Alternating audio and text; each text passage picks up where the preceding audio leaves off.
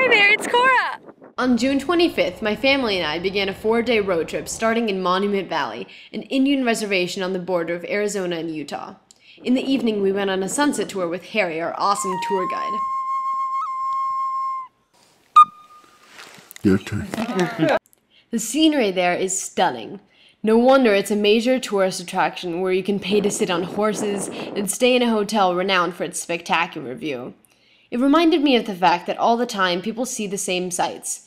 The difference is that people approach them with different perspectives, different life experiences in their past that shape the way they see the world.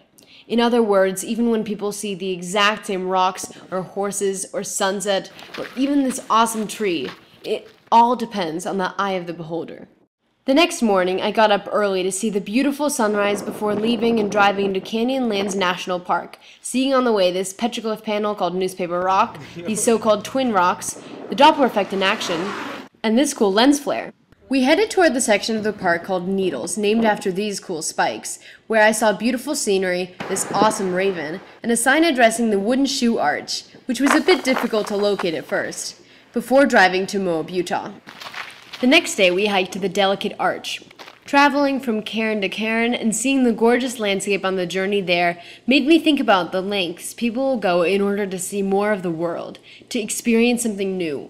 It seems like people often believe that the grass is greener on the other side.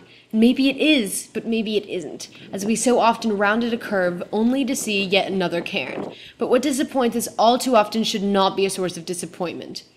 Whether you see a cairn or encounter an obstacle in your path wherever you're going, you should try your best to embrace the situation, because the journeys you take and the things you experience on those journeys are what really matter. Only after those journeys will you be rewarded with what you were looking for. On the 28th, we continued our road trip and entered Colorado, which was blissfully colder than Arizona, and started off by visiting Black Canyon of the Gunnison National Park, which was simply breathtaking. I think it's important to get away from our busy lives every now and then and to appreciate what the world has to offer, to explore the places we have yet to explore without to-do lists, without obligations, and just enjoy ourselves. Later that day, we drove to Salida, where we tried, to no avail, to spot some mountain bikers riding the Tour Divide route, which goes all the way from Banff, Canada to the border of New Mexico and Mexico. The next day, however, we had more luck while driving through South Park, which was an absolutely gorgeous stretch of land, with cows resting by lakes and rain in the distance I was lucky to avoid. While there, we saw two of the bikers we were looking for. Good luck. Have a good ride. Hi! For your private fan club for today. Thank you. Well, I admire you guys. You're awesome. Mad, baby. We also encountered this guy in South Park who literally stopped us to make sure we didn't want to steal his calves. After making our way through one of the most beautiful places to which I've ever been, we drove through Hartselle, a tiny town, in which we got a flat tire, which was an interesting experience. There's a silver thing? Is that the thing we want? I don't know.